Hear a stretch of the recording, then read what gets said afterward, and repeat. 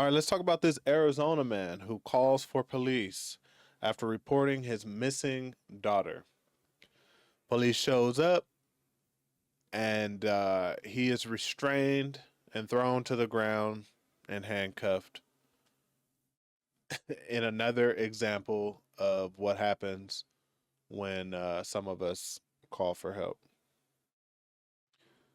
It's kind of weird how this trend kind of happens. It's the same thing that happened, well, similar thing that happened with Sonia Massey. Even myself have dealt with calling for the police, and then next you know, I end up with guns pointed at me. Um, just weird, right? But this is another example. Another example. All right, let's check this out. It's Ricky Rich with Black Primacy. Please don't forget to like, comment, subscribe, and turn on your notifications. Police for help to get his young daughter back ended up on the ground in handcuffs. Video of this encounter from earlier this month has been circulating on social media, and the man filed a complaint about the officers involved. New at 10, ABC 15 investigator Melissa Blasius is taking a closer look. I've now been able to view both the police body cam video and the witness video that you're about to see. But first, the background. The man, Darnay Cockrell, called 911 on August 6th after he says his ex showed up at his apartment and left with their young daughter without permission. Several minutes into the call, police, without explaining why, start handcuffing Darnay Cockrell. Here, just put my hands, man. I'm not going on the ground here. Here, just put my hands. Would you stop? Please, would you stop? Cockrell says he was trying to comply with officers putting his hands behind his back, and despite saying he recently had shoulder surgery and bad knees, he says the officers tried to trip him and force him down. It makes me feel less than a person, you know, like, I mean, what do you expect the next time for me to call the police? I won't do that no more. In my lifetime, I won't call the police and because it seemed like calling the police, you become a suspect. And if he need more training, then he shouldn't have been on the streets from the beginning. Mesa police tell us when this video was taken, Cockrell had already been told that officers had found both his daughter and the mother. They say at no time was Cockrell under arrest, and he was released a few minutes later. We're told the first officer was recently out of the academy, and he had been on patrol for just 2 months. Mesa officials say neither officer violated policy, but both will receive additional training. So why was Cockrell detained at all? Mesa police say he was highly emotional, which is understandable, but he wasn't following directions, they say, which spiked concern for officer safety. Cockrell says since the video went public, he was laid off from his job. He does, however, have his daughter back. I'm investigator Melissa Blasius, ABC 15, Arizona. Melissa, thank you. Yeah, I mean, these are the type of situations that are going to make individuals not call the police when they think they need help. But then what are you supposed to do, right?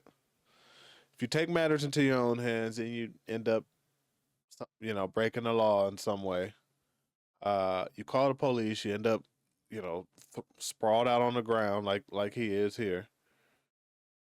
I mean, he got two knee pads on, bad knees, bad shoulder, being thrown to the ground. And like he said, he'll never do that again. Right? He'll never make the mistake of calling the police. Look, they got him sprawled out, shoes kicked all on the ground. Well, I just realized he got some, I've never seen those before, some Nike Air up-tempo slides. I'll have to look those up, but that's beside the point. But they got him sprawled out, shoes kicked all over the ground, debris all over the place, face all in the cement, just to let him go in a few minutes after that. And he's the one that called for help. Like, this is what happens to you when you call for help. You get your Nike slides kicked off and your face put in the cement.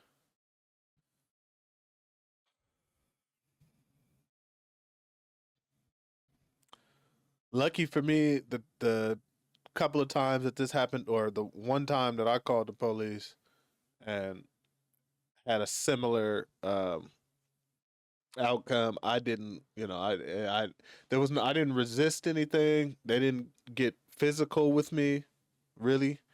They just made me put my hands, put my hands up, put my hands on the squad car or whatever while they figured out what it was that was going on. I told them I was the one that called them for some crazy stuff that was going on in the area that I was in. But it very well could have ended up like this, you know. What I would say to this gentleman next time is, I mean, like, it sucks because we're put in these weird situations. We either comply, right, which is what I did and what I likely would have done.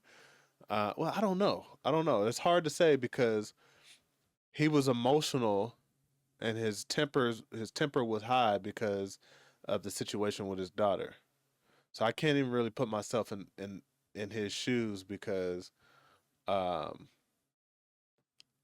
because I, I don't know what that's like to, like, basically, my kids were taken. I don't know what's going on with that.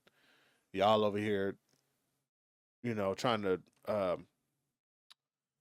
restrain me and put me in handcuffs. So yeah, I might be a little less willing to cooperate in that situation. So I can't really say what I would have done. I can say what I would hope to do, and that's just comply. Say, hey, look, I'm the one that called you all. Try and keep all my temper. Try and keep my temper down and try to, because we know, like, we know every day. You watch this channel. I'm talking about videos like this quite often. Like, we know what can and what likely will happen, right? So I would hope that with all of the stuff that I've seen and that I've shown, that I can put my emotion aside and just say, hey, I called you all. I don't want no problems. This is the help. This is situation. It's the help I need. But I'm sure that's much easier said than done.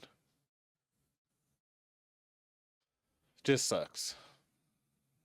Just sucks. You really don't have a choice. Either comply and hopefully things work out, or you know resist and tell them that they're wrong and let them know that they're wrong and make them look foolish, but at what cost? You getting pushed down into the ground, potentially hurt, or even worse.